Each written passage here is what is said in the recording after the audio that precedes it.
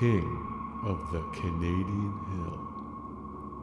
Dreadful drawings in our Ontario.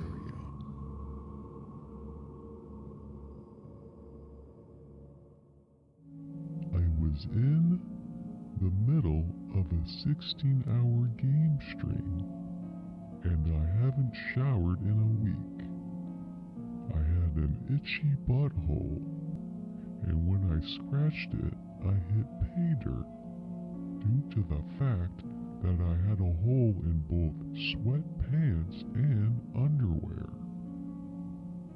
So focused on the game chat, I stopped scratching my butthole crack and went on to pick my nose due to a large booger lodged in there.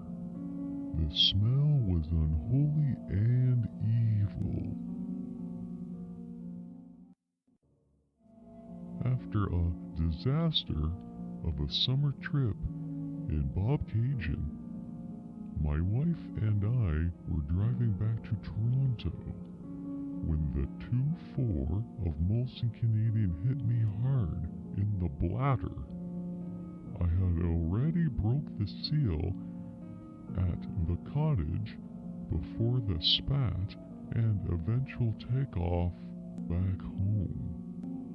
Not wanting to even look at me, let alone talk to me, I figured asking her to pull over to the side of the road or service station was out of the question.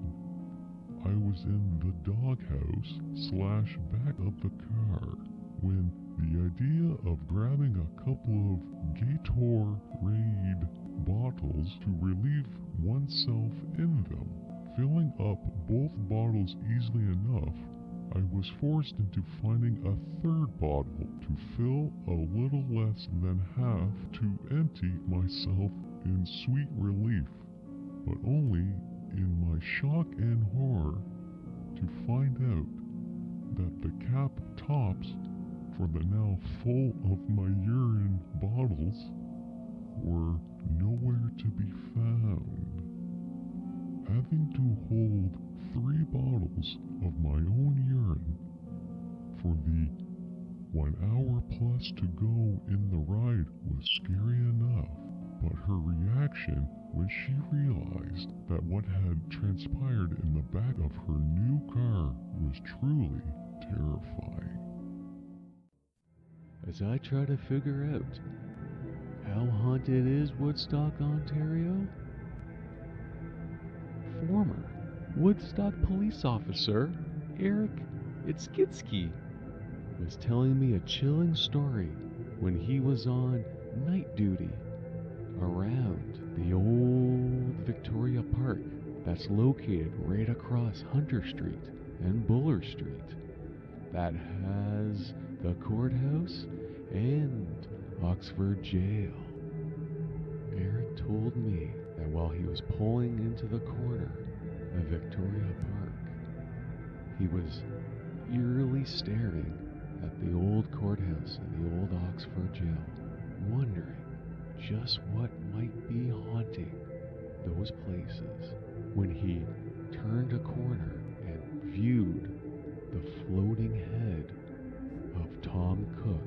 It seemed to Eric that the floating head had floated off the normal grounds that Tom usually haunts between Buller Street and Hunter Street. Tom's floating head trying to find his lost body in Victoria Park. Eric flipped on the cruiser lights and pointed the large car flashlight and pointed it towards the floating head. He drove closer to it and it was not moving. He was getting so close to Tom's floating head that he can hear gurgling noises, chomping noises. Eric was figuring that this was the sound of a floating head, the sounds that a disembodied head makes. As he drove closer, and as he shined that bright beacon light, and with the eerie blue and red police lights flashing He was certain that this was indeed the apparition that haunts the Oxford jail. Only to his surprise, once more, that it was only Frank Vermitsky in a full black body leotard, eating a giant bucket of chicken that he had grabbed from a restaurant across the street from Victoria Park. Frank was in the middle of an exercise class, wanted to lose some weight, but just couldn't do it. It was a stressful day, Frank had told him, and he just didn't have it in him, and he needed to let it all out. And so he left the exercise class in his full body black leotard suit, walked across to an eatery, grabbed a big bucket of chicken, and walked into Victoria Park to eat it in silence, because he didn't want anybody to see that he's failed his New Year's resolution. How embarrassing, Frank said to Eric, how it had to come down to this. Eric wished him luck in his future endeavors and hoped that this would never happen again. But Eric never told Frank that he was scared out of his mind and that this floating head was possibly real. For unrelated reasons, Eric did quit the force and left Woodstock, only to return to talk to me about this weird story about a man, a large man, in a full body black leotard, eating a large bucket of chicken.